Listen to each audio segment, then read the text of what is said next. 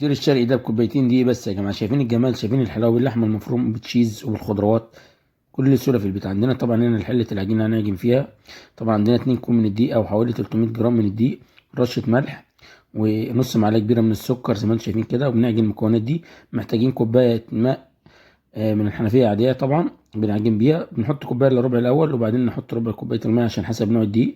بنعجن العجينه دي ميكس من 5 دقايق، وبعدين نخدمها بايدينا وبنقطعها كده بالرولاه زي ما انتم شايفين. بنقطعها معانا على 5 كور. وعندنا معلقتين زبده مع معلقتين زيت بدرجه حراره المكان. بنبدا نقلب بيهم بقى العجين ده كده، ونسيبهم لمده ربع ساعه. وبعد ربع ساعه نخدعهم التخديعه دي طبعا زي ما انتم شايفين كده. وبعدين نبدا نفرد العجينه بتاعتنا بعد ما ريحت نص ساعه زي ما انتم شايفين كده، وبعد ما خدعناها. وبعدين نبدا نمطها بايدينا زي ما انتم شايفين. طبعا عندنا جبنه موتزاريلا وعندنا خضروات بتاعتنا، تقدر تحط فيها اللي انت عايزه. طبعا نبدا نقفل يمين وشمال العكس طبعا، ونبدا نشد العجينه شده كده، واحده يمين واحده شمال. ونبدا نحط الجبنه الموتزاريلا بتاعتنا او اي جبنه، نوع جبنه عندكم، اي حشو تقدروا تحطوه فيه. طبعا حطينا الطماطم والفلفل. الفرن مسخن جنبنا، وعندنا صاج الفرن البوتاجاز ال5 شعله.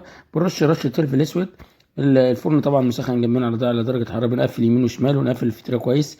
بنتن صاج الفرن ده زيت او اي ماده دهنيه عندنا، ونبدا نحط الفطير بتاعنا على درجه حراره وزي ما انت هتشوفوا كده في الفرن كده. الفرن بنبدا نقلبه بقى، ياخد الوش ده نقلبه على الجنب التاني، بيطلع بالجمال والحلاوه ده. هو ده الكلام. احلى فطير شرقي هتعملوه في البيت بكل سهوله مع الشيف محمود، مفيش مستحيل. هو ده الفطير الشرقي التشيز بكل سهوله في البيت. طلع على الحبيب قلبك يطيب. هتعمل احلى فطير شرقي في البيت بكوبايتين دقيق بس. هو ده الكلام، وكل الكميه دي.